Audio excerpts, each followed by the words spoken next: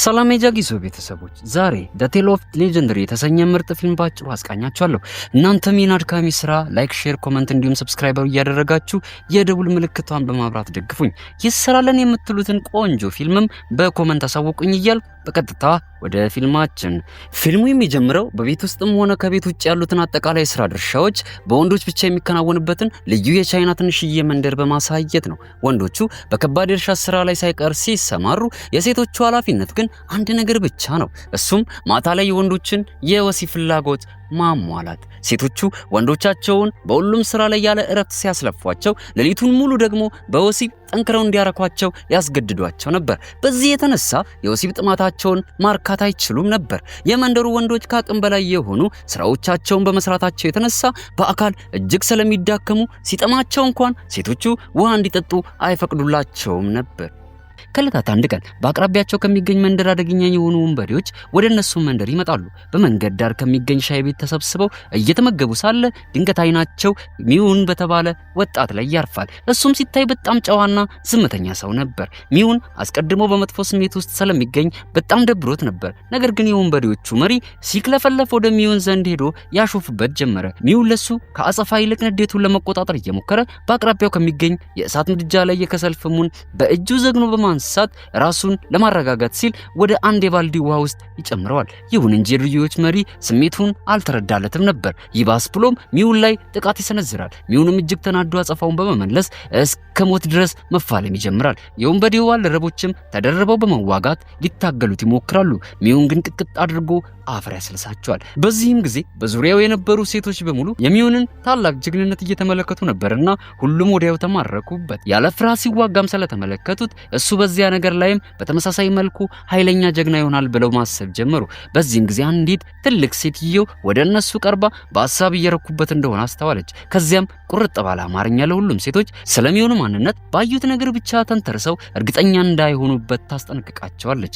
አስቀጥላም ሚውን በፍልሚያ ላይ ጎበዝ ስለሆነ ብቻ ባልጋ ላይም እንዲሁ ጎበዝ ይሆናል ብላችሁ እንዳትጠብቁ ትላቸዋለች። የመንደሩ ቆነጃጅት ሴቶችም ግራ በመጋባት እሳቸው ምን ለማለት ፈልገው እንደሆነ ይጠይቃሉ። አሮጊቷም እሱ በወሲብ ጊዜ የራሱን ብልት እንዲቆም ማድረግ እንደማይችል በራሷ መንገድ ታስረዳቸዋለች።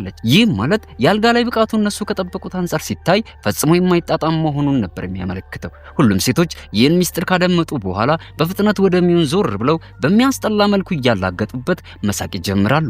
ሚውንም ይህን ሲመለከት በዝምታ አንገቱን አቀርቅሮ ያሳልፈዋል። በዚህ በኩል ደግሞ የሚገርም የወንድ ቁንጅናና የተፈጥሮ አቋም ያለው ከሚውን ታላቅ ወንድም ከኪዩን ጋር እንተዋወቃለን። በመንደር ውስጥም ያሉ ሴቶች በሙሉ በኪዩን ፍቅር ተይዘው ያብዱለት ነበር። ምክንያቱም አቋሙ፣ ውበቱና ጥንካሬው ለነሱ ልዩ ቦታ ነበረው። ኪዩን በወንዙ ውስጥ ለመታጠብ በሄደ ቁጥር ሴቶቹ ተከታተለውት በመሄድ እየተገፋፉ በድብቅ የሚያምር ሰውነቱን ይመለከቱና ይሻፍዱበት ነበር። ኪዩን በብዙዎች ዘንድ የተወደደና የተከበረ ሰው ስለሆነ የትም ቦታ ሰው ሲሄድ ሰዎች ስለሱ ብቻ ነበረ ከፍ እያደረጉ የሚናገሩት። ይህም በእንዲህ እንዳለ ብዙውን ጊዜን ደግሞ እሱን ከታናሽ ወንድሙ ከሚውን ጋር እያነጻጸሩ ያሾፉበታል። የሚውን ትንሽዬ ብልት በምንም ነገር ላይ ፍላጎት ስለሌለው አብዛኛውን ጊዜ እንደተኛበት ነበር የሚያሳልፈው። ይህም ድክመቱ በሰዎች ዘንድ ትኩረትና ደባሪ እውቅና በማሰጠቱ የሚውንን ጭንቅላት በብስጭት ሞልቶታል። ስለዚህም ከዕለታት አንድ ቀን አብዝቶ በመጠጣት ከሰከረ በኋላ ራሱን መቆጣጠር ሲሳነው በትር አንስቶ በቁጣ እየጮኸ ንብረቶችን እየመታ በማውደም በመንደሩ ውስጥ ፍጹም ያልተጠበቀ ከባድ ረብሻ ይፈጥራል። በመጨረሻም ታላቅ ወንድሙ ኪዩን ወደ ቦታው ብቅ ይላል። በመቀጠልም ምንም ነገር ሳይናገረው ሚውንን እንደ ሩዝ ከረጢት በትከሻው ላይ አንጠልጥሎ ይወስደዋል። ወደ ቤትም እየሄዱ ሳለ ኪም የምትባል ቆንጅዬ ልጅ በሚያምር ሁኔታ እንቅስቃሴ ስታደርግ ተመልክተው በሷ አቅጣጫ በመጓዝ ወንዙን መሻገር ይጀምራሉ። ኪዩን በአያት ቅስፈት ነበረ ሙሉ በሙሉ የተመሰጠባት። ኪዩን እሷ ላይ አፍጥጦ ስለነበር የሚጓዘው እግሩ የመንገዱን መስመር ስቶ በመንሸራተት ሁለቱም ተያይዘው ወደ ወንዙ ውስጥ ይወድቃሉ። ኪምም እነሱን ስታይ ደንግጣ የምትሰራውን በማቆም አልፋቸው ወደ ቤቷ ትሄዳለች። አሁን ላይ ሁለቱም በጣም በስብሰውና ከመንደሩም ርቀው ስለነበር እንጨት ሰብስበው በወንዙ ዳርቻ እሳት አቀጣጥለው ልብሶቻቸው እስኪደርቅ ድረስ በትዕግስት ቁጭ ብለው ይጠባበቃሉ። ሁለቱ የተቀመጡት ጎን ለጎን ቢሆንም ከመካከላቸው ግን አንድም ሰው ትንፍሽ የሚለው ነገር አልነበረም። በሁለቱ መካከል የነበረው ጸብ እና ውጥረት ከባድ ቢሆንም ይሁን እንጂ ይህ ውጥረት ከጊዜ ወደ የመጣ እንጂ ከድሮ ጀምሮ አብሯቸው የኖረና ያደገ አልነበረም። ከ4 ዓመታት በፊት ሁሉም ነገር ሰላም ነበር። ያኔ ሁለት ወንድማማቾች በመንደራቸው ውስጥ በተዘጋጀ ባዛር ላይ የሩዝ ኬክ በመሸጥ ይደሰቱ ነበር። ድንገት በህዝቡ መካከል ትርምስ ተፈጥሮ የምግብ ማብሰያ ድንኳኖች በእሳት እያያዙና የሚዩን ሱሪ ሳይታሰብ በእሳት መቃጠል ይጀምራል። ታላቅ ወንድምየውም ዞር ሲል ታናሽ ወንድሙ አይኑ እያየ በእሳት ተቃጥሎ ሊሞትበት እንደሆነ አስተዋለ። ስለዚህ ኪዩን ምንም ሳያቅማማ በደመነፍስ ወደ ወንድሙ በመሄድ ሚዩንን ከመሬት ላይ ጥሎት ብልቱን በእርግጫ በማለት እሳቱን ለማጥፋት ይሞክራል። ይህንንም በሚያደርግበትም ጊዜ የሚዩንን የብልት ፍሬዎች አፈር ክድሜ እያበላቸው ነበርና ለዘላለም አገልግሎት እንዳይሰጡ አድርጎ አኮላሻቸው። በሱ እርግጫ እሳቱ ቢጠፋለትም ነገር ግን የሚዩን መደሰቻ ከጥቅም ውጭ ነበር የሆነበት። ከዚያን ቀን ጀምሮ ሚዩን ወንድሙን በፍጹም አናግሮትም ይቅርታ አድርጎለትም አያውቅም። ምክንያቱም ኪዩን ከእሳቱ ጋር አንድ ላይ የህይወቱን አስፈላጊ ነገር በሙሉ ነበር እንዳጠፋበት የሚቆጥረው። ይህም ነበር ግንኙነታቸውን ያሻከረውና በወንዙ ዳርቻም ሳሉ በመካከላቸው ያለውን አስፈሪ ዝምታ የፈጠረው። በመቀጠልም የፊልሙ ታሪክ ወደ አሁኑ ጊዜ መለስና የመንደሩ ወንዶች አንድ ላይ ተቀምጠው ስለ ኪም ውበት እያወሩና እያደነቁ እንመለከታቸዋለን። ከመካከላቸውም አንዱ ኪም ዘወትር ወደ አመሻሽ ለመታጠብ ወደ ሐይቁ ዳርቻ እንደምትሄድ ይነግራቸዋል። ይህንንም የሰማው ሌላኛው ወጣት ለምን ዛሬ ስትዋኝ ሄደን አናያትም ሲል ሐሳብ ያቀርባል። ሚዩን ደግሞ በአቅራቢያቸው ሆኖ በድብቅ ንግግራቸውን ሁሉ ያደምጥ ነበረ። በዚያው ምሽትም የወንዶቹ ግሩፕ ተሰብስበው ኪም ስትታጠብ ለማየት በጉጉት ወደ ሐይቁ ያመራሉ። ሚዩንም ከኋላቸው ይከታተላቸዋል። ወንዶቹ ሚዩንም አብሯቸው ኪም ስትታጠብ ሊመለከት መምጣቱን ሲያስተውሉ ወዲያው በማላገጥ ያለ ምክንያት እየገለፈጡ ያፌዙበት ጀመር። እነሱ መሳቃቸውን ሳቆሙ ኪም ወደ ሐይቁ ትመጣለች። ቀጥሎም ለመታጠብ ወደ ውሃው ውስጥ እንደገባች ውብ የሆነ ተክለሰውነቷን ወንዶቹ እየተመለከቱ እጅግ ተማረኩባት። በውበቷ ተማርከው አይናቸው ወጥቶ በእጃቸው እስኪወድቅ ድረስ ተመስጠው ነበር ሲመለከቷት የቆዩት። ሚዩን ግን ምንም ሳይመስለው በዝምታ ሁኔታቸውን እያስተዋለ ነበር። በድንገት ግን ኪም አንደኛው ጫማ ያመልጦኝ ወደ ውሃው ውስጥ ገባብኝ፣ እባካችሁን ከእናንተ መካከል ጫማዬን መልሶ ሊያመጣልኝ የሚችል ሰው አለ ብላ ትጠይቃቸዋለች። ወንዶቹም ምንም ሳያመነቱ ወደ ውሃው ውስጥ ዘለው በመግባት ይሽቀዳደሙ ጀመር። ጫማዋን መልሶ የሚያመጣላት ጀግናዋ ለመሆን የቻሉትን ሁሉ ያደርጋሉ። ይህም ጉጉታቸው በፍጥነት ወደ ከባድ ጸብ ይለወጣል። በማግስቱ ኪም ከቤቷ ወደ ውጭ ድንገት ስትወጣ የጣፋጭ መያዣ ትንሽዬ ሳጥን በደጃፏ ተቀምጦ ተመለከተች። ጣፋጩን አምጥቶ በዚያ ያስቀመጠላት ሚዩን ነበር። ኪምም ይህን ነገር ልክ እንዳወቀች በእርጋታ ፈገግ ትላለች። ምክንያቱም አሁን ላይ ሚዩን እሷን እንደሚወዳት ተረድታ ነበር። የጣፋጩን ሳጥን አመስግና ተቀበለችውና ልቧን ሐሴት በሚሞላው መልኩ ከጣፋጩ እየተመገበች የደስታ ስሜትን ትጎናጸፋለች። ከተወሰነ ጊዜ በኋላ ኪም እንደገና ለመታጠብ ወደ ሐይቁ ትሄዳለች። በዚህም ጊዜ እንደ መጀመሪያው ጥቂት ተንኮለኛ የሆኑ ወንዶች ተሰብስበው በድብቅ ይከተሏትና በአቅራቢያው ከሚገኝ ቁጥቋጦ ስር ተደብቀው ለማየት ይንሰፈሰፋሉ። ኪምን ተደብቀው እየተመለከቷት ሳለም እንደ አጋጣሚ ሆኖ ሌሎች የሰፈራቸው ልጃገረድ ሴቶች ለመታጠብ ወደ ሐይቁ ይመጣሉ። ከሴቶቹ መሃልም አንዷ ወንዶች ተደብቀው የሚያደርጉትን ነገር ተመለከተችና ኪምን እየተመለከቱ መሆናቸውን ስታስተውል በዚህም በጣም ተናደው የመንደሩ ልጃገረዶች በሙሉ ወደ ኪም ቁጣቸውን አዙረው ሁልጊዜ የወንዶችን ትኩረት በመሳብ ሁሉም ወንዶች እኛን ችላ እንዲሉ አድርገሻል በማለት እየወቀሱ ይሰድቧታል። ኪም ሆን ብላ ነው የሰፈራውን ወንዶች በሙሉ ወደ ራሷ የምትሰባው እያሉ በቅናት እየከሰሷት በንዴት እሷን ብቻ ለይተው በስድብ ያጥረገርጓታል። በዚህም ጊዜ ኪዩን የርቀት ጭቅጭቃቸውን ካለበት ሆኖ አድምጦ ወዲያው እነሱ ወዳለበት ይመጣል። ምን እንደተፈጠረም ለማየት ወደ ኪዩን ዘንድ ተጠግቶ ሁኔታውን ከተረዳ በኋላ በፍጥነት ከግርግሩ ለይቷት ይወስዳታል። ከነሱ በላይ ፈርጠም ያለና ጠንካራ የሆነው ሰው በቦታው መገኘቱ ወንዶቹን ስላስደነገጣቸው በፍጥነት ከቦታው ሮጠው ይሸሻሉ። ኪዩን ሴቶቹ በአንድ ላይ ተባብረው ኪምን በማጥቃታቸው በጣም ነበር የተናደደው። በዚያም ምሽት ኪዩን ከታናሽ ወንድሙ ከሚዩን ጋር ቤቱ ድረስ ሄዶ ይገናኝና እሱ በቅርቡ ሊያገባ እንደሆነ በመናገር ያስገርመዋል። ሚዩንም በፈገግታ እንኳን ደስ ያለ ካለው በኋላ ወዲያው በጉጉት ልጅቷስ ማን ናት ብሎ ይጠይቀዋል። እሱም ከራሱ ጋር ይዟት እንደመጣ ካሳወቀው በኋላ ሴቷን በምልክት ወደ ቤቱ እንድትገባ ምልክት ይሰጣታል። በዚህም ጊዜ ሚዩን በድንጋጤ የልብ ስብራት ይገጥመዋል።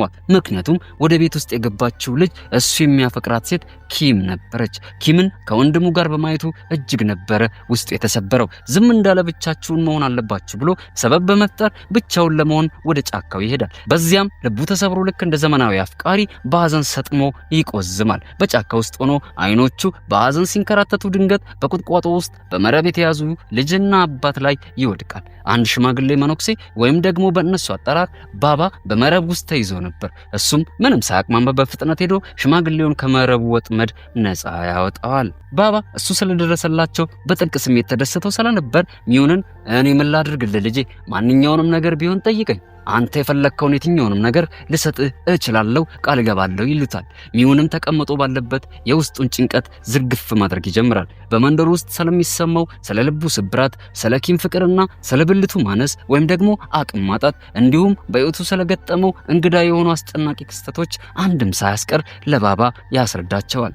ባባም በትዕግስት ያደምጡትና በመጨረሻ ከዚህ ጫካ ብዙም ሳይርቅ አንድ ቦታ ላይ ካረጀ ትልቅ ዛፍ በታች የተቀበረ አስማታዊ ማሰሮ ይገኛል። በውስጡ አስማታዊ ኃይል ያለው ውሃን ይዟል። ስለዚህ አንተ ከውሃው ጥቂት ጠብታ ብቻ ወስደህ ጠጣ፣ በፍጹም አብዝተህ እንዳትጠጣ ብሎ ይመክረዋል። ከዚህም በኋላ ሚውን ከልብ አመስግኖ ወደ ዛፉ ጉዞ ይጀምራል። ብዙም ሳይቆይ ታዲያ ሚውን ትልቁን ዛፍ ፈልጎ ያገኘውና ስሩን ቆፍሮ ልክ ባባ እንደገለጹለት አይነት የውሃ ማሰሮ ያገኛል። ነገር ግን በስሜትና በጉጉት ተገፋፍቶ የተባለውን በመርሳት ችላ ብሎ ከውሃው ላይ ጥቂት ጠብታ ብቻ መቅመስ ሲኖርበት ሙሉውን በአንድ ትንፋሽ ጭልጥ አድርጎ ይጠጣዋል። በማግስቱ ጠዋት ሚውን ወደ መንደሩ ሲመለስ መንደራቸውን ባዶ ሆኖ ያገኘዋል። ወንድሙን ሳይቀር ሁሉም የመንደሯ ወንዶች ወደ ጦርነት እየዘመቱ ነበር። በሚውን ላይ ደግሞ የሆነ ነገር ተቀያይሯል። በአስማታዊ ውሃ የተነሳ ትንሽዬው ብልቱና የእሱ ወንድነት ወደ ጭራቅነት ወይም ደግሞ በአፈ ታሪክ እንደሚባለው ወደ ዘንዶ አይነት አካላዊ ግዝፈት ተለውጧል። ብልቱ ብቻ የግዙፍ አናኮዳን ጉልበት ተጎናጽፏል።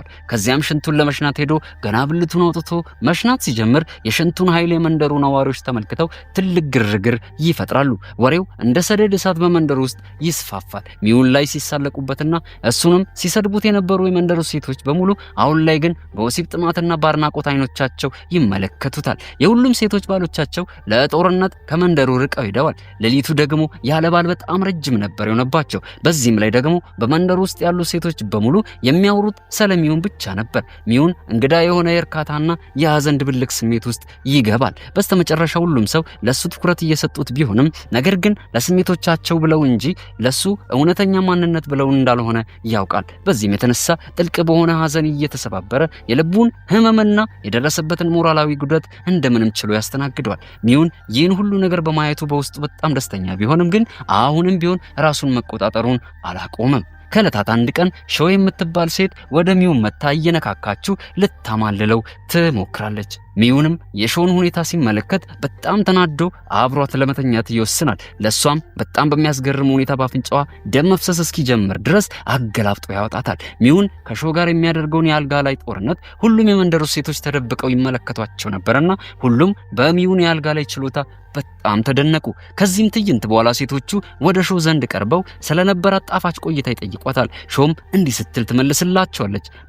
በቀላሉ ለማስረዳት ያህል እሱ ከኋላ ሆኖ ሲደበደብ የቆሰለው ያ ቦታዬ ከቁስለቱ ለመዳን ቢያንስ 2 ወራት ያህል ይወስድበታል ትላቸዋለች። ሴቶችም በዚህ ንግግሯ እጅግ ይገረማሉ። ብዙም ሳይቆይ ሁሉም የመንደሩ ሴቶች ከሚኒው ቤት ውጭ በኩል በሰልፍ ይቆማሉ። እያንዳንዳቸው መስመር ጠብቀው በመቆመም የሚወሰቡበት ተራቸው እስኪደርስ ድረስ ይጠባበቃሉ። ይህም በእንዲህ እንዳለ ሚውን የሴቶቹን ስሜት የማርካት ስራውን አጠናክሮ ቀጥሎታል። በዚህ ማላበቃ ሲል የግዛታቸው ልዕልት እንኳን ሳትቀር ስለሱ ዝና እስክትሰማ ድረስ የሚውን ስም በመንደር ውስጥ እንደ ወረርሽኝ ይስፋፋል። በዚህም የተነሳ ልዕልቷ ሚውንን ካለበት አሳግታ ወደ ቤተ መንግስታቸው ታስመጣዋለች። ንጉስም ጠላታችን የሆነውን የሌላ ግዛት ንጉስ ተፋለምልን፣ አንተ እሱን ካሸነፍክልን ወንድምን ከጦርነት እንዲመለስ አድርገዋለሁ ሲል ስምምነት ያቀርብለታል። ሚውንም የንጉስን ፉክክር በእሽታ ይቀበለዋል። የቀረበለትም ውርርድ ያልተለመደና አስገራሚ ነበር። ሁለቱም ተወዳዳሪዎች ብልቶቻቸውን ከከባድ የጦር መሳሪያዎቻቸው ጋር አስረው በእጃቸው ምንም ነገር ሳይነኩ ማንሳት ይኖርባቸዋል። የሚውን ተቀናቃኝ በአንድ ጊዜ ወደ 30 ኪሎ ግራም የሚመዝን አሎሎ በማንሳት ልዕልቷንና ንጉሷን አስደነገጣቸው። የሚውንም ተራ ሲደርስ ብልቱ ኩምሽሽ ብሎ ስለተኛበት በነገርየው መሳሪያውን ለማንሳት ዝግጁ አልሆነለትም።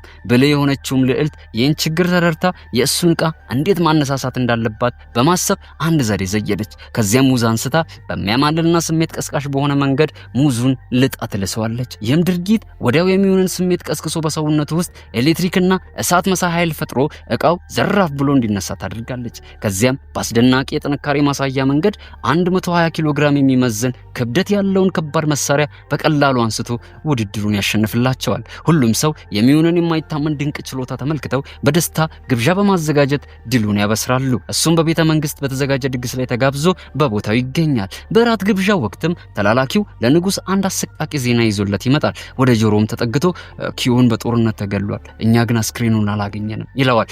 ሚዩንም የወንድሙን ሞት ሲሰማ እጅግ አዘነ።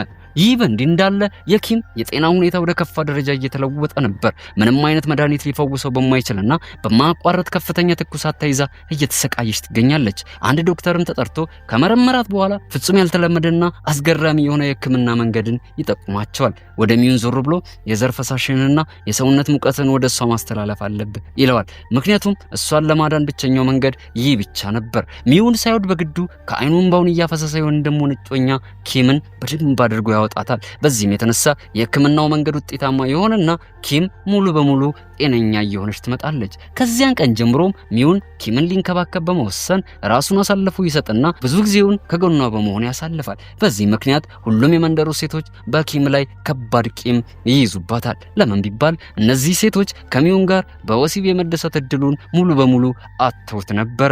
ከጥቂት ቀናት በኋላ ሁሉም የመንደሩ ሴቶች በአንድ ጊዜ መጸነሳቸው እንደታወቀ በተመሳሳይ ጊዜ ደግሞ ባሎቻቸውም ከጦርነት ይመለሳሉ። ወደ መንደሩም ተመልሰው ከመጡ በኋላ ሁሉም ሴቶች ያረገዙት ከሚዩን እንደሆነ ይነገራቸዋል። ሚዩን ከሁሉም ወንዶች ሚስቶቻቸው ጋር የግብረ ስጋ ግንኙነት መፈጸሙን ይረዳሉ። ይህንንም እንዳወቁ እነዚህ ሁሉ ወንዶች በጣም ተናደውበት ሚዩንን ለመግደል በመወሰን ወዳለበት ማቅናት ይጀምራሉ። በዚህ በኩል ደግሞ የሰማችውን ሁሉንም ነገር ልትነግረው ወደ ሚዩን ቤት እየሮጠች ያለችውን ሴት አያቱን እንመለከታታለን። በመንገድ ላይ ግን ኪዩን ክፉኛ ተጎድቶ ቢሆንም በህይወት ወደ ቤቱ ሲመለስ ተመልክታ በድንጋጤ ከው ብላ ቀረች። አያትየው ኪዩንን ካየችው በኋላም በፍጥነት ወደ ሚዩን ቤት ትሮጥና እዚያም ደርሳ ሁሉንም ነገር ለሚዩን ትነግረዋለች። ከተወሰነ ቆይታ በኋላም ኪዩን እንደተጎዳ ሰውነቱን በበትር ደግፎ ወደ ቤቱ ይደርሳል። ነገር ግን ሚዩን ከመምጣቱ በፊት ነበር ከኪም ጋር ከቤቱ ወጥቶ ሸሽቶ የሄደው። ምክንያቱም ሚዩን ከኪም ጋር ግብረ ስጋ ግንኙነት በማድረጉ በዚህ ሰዓት ደፍሮ የወንድሙን አይን ማየት አይችልም። ኪም አሁን ላይ ነፍሰ ጡር ስለሆነች በዚህ ምክንያት ደግሞ የጤንነቷ ሁኔታ እያሽቆለቆለ መጥቷል። ሚዩን በእነዚህ ሁሉ ነገሮች በጣም ስለተጨነቀ ራሱን ለመንደሩ ነዋሪዎች አሳልፎ ለመስጠት ይወስናል። እነዚህም የመንደሩ ወንዶች በእሱ ላይ በጣም ተናደውበት ስለነበር ሁሉም በአንድነት ተባብረው ሚዩንን ለዱር አውሬ አሳልፈው ይሰጡታል። በሌላ በኩል ደግሞ ታላቅ ወንድሙ ኪም ከሚዩን አርግዛ እናት ልትሆን ነው ተብሎ ሲነገረው በጣም ደስተኛ ሲሆን እንመለከተዋለን። እዚህም ጋር ኪዩን ለኪም እንዲህ ይላታል፣ አሃ ወንድሜን ከኔ ቀድመሽ አግባብተሽና አግብተሽ ጠበቅሽኝ ማለት ነው ይላታል። ከዚያም ለኪም ከሚዩን ጋር እኮ ስለ ትዳር ብዙ ጊዜ እንጨቃጨቅ ነበር፣ እሱ ግን አንድም ቀን ሰምቶኝ አያውቅም ይላታል። በዚህም ጊዜ የሁለቱን ውይይት ካደመጠን በኋላ ኪምን ወደ ቤቱ ያመጣት ለራሱ ብሎ ሳይሆን ለሚዩን እንደሆነና ሁለቱም እርስ በርስ በደንብ እንዲግባቡ ለማድረግም ሲል በአንድ ቤት ውስጥ እንዲኖሩ አድርጎ እንዲዋደዱና እንዲጋቡ ለማድረግ ማሰቡን እንረዳለን። ከዚህ ትዕይንትም በኋላ ፊልሙ ከ5 ዓመታት በኋላ በማለት ወደፊት ተጉዞ እንመለከተዋለን። በዚህም ትዕይንት ላይ የሁሉም አባት ሚዩን የሆነላቸውን ብዙ ልጆች ተደርድረው እንመለከታቸዋለን። ሁሉም የሚዩን ልጆች በመሆናቸው የተነሳ እነሱም ልክ እንደ አባታቸው በኃይል የተሞሉ መሆናቸውን እንገነዘብና የዛሬው መሰጥ ፊልማችን ይጠናቀቃል። በፊልሙና በገለጻው ፈታ ማለታችሁን በሆነ ነገር አሳውቁኝ። የምትሰጡኝ አስተያየትም ካለ የኮመንት ቦታውን ክፍት አድርጓለሁ። እስከዚህ ሰዓት ድረስ ግን ብቻዬን እንዳልሆን ብላችሁ ከሆነ አብራችሁኝ የቆያችሁት ከልብ አመሰግናለሁ። ከመለያየታችን በፊት ላይክ፣ ሼር፣ ኮመንት፣ ሰብስክራይብ ማድረጋችሁን አረጋግጡልኝ። ቀጣይ በሌላ ተወዳጅ ፊልም ተመልሰን እንገናኛለን። እስከዚያው ድረስ ሳምንቱ የእናንተው ይሁን። ጃጊሶ ፊልሞች